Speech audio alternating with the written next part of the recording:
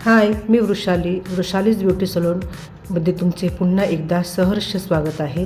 मैत्रिणींनो, आज माझ्या पार्लरमध्ये एक सिंपल मेकअप लुक केलेला आहे. तर तो तुम्हाला कसा वाटला हे कमेंट करून नक्की सांगा. चॅनलला लाईक, शेअर आणि सबस्क्राईब करायला विसरू नका. चला तर मग आपण पाहूया. सर्वप्रथम मी क्लायंटचे CTM करून घेतले. CTM करणे खूप गरजेचे आहे, त्यामुळेच आपला मेकअप अधिक सुंदर होतो, छान ग्लो करतो.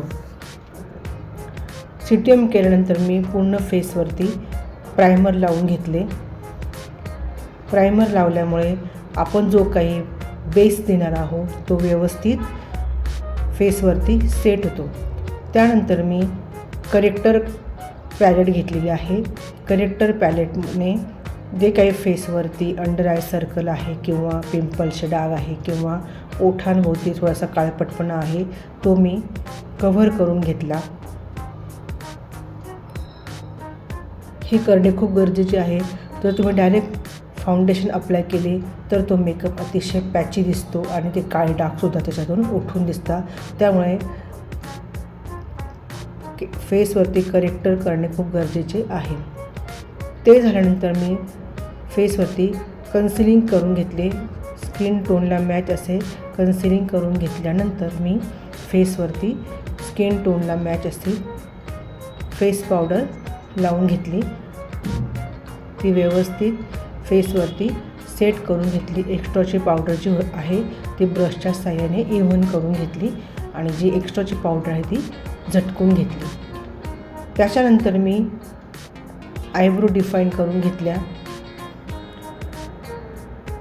आयब्रो डिफाईन झाल्यानंतर आय शॅडोचे ॲप्लिकेशन करून घेतले.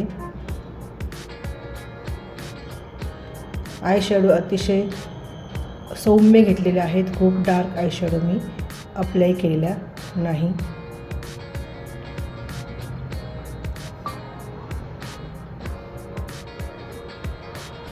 राऊंड ब्रशच्या साहाय्याने मी आय शॅडो लावून घेते आहे.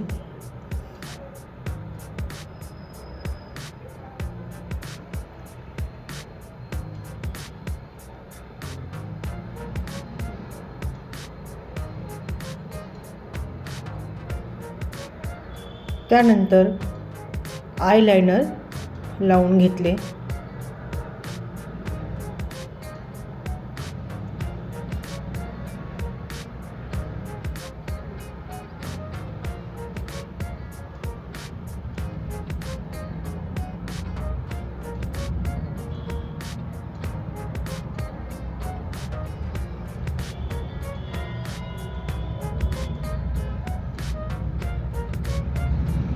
आयलायनरचं ॲप्लिकेशन झाल्यानंतर मी मस्करा लावते आहे.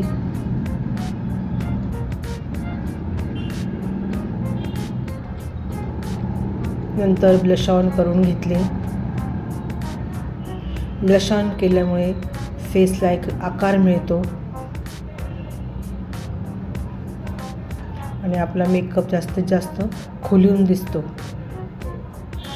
नंतर मी लिप लायनरच्या साहाय्याने व्यवस्थित लिप्सला आकार देते आहे, जेणेकरून आपल्याला त्यात लिपस्टिक व्यवस्थित फिल करता येईल.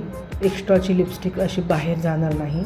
त्यामुळे लिप लायनरने आउटलाईन करणे खूप गरजेचे आहे.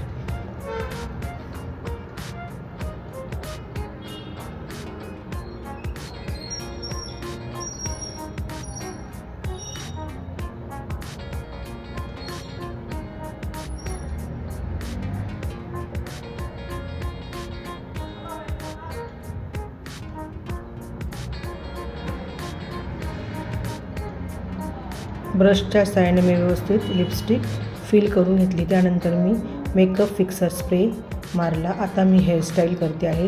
हेअरस्टाईल करण्याच्या आधी मी थोडं केसांना स्ट्रेटनिंग करून घेतली, जेणेकरून आपल्याला सुंदर अशी हेअरस्टाईल करता येईल.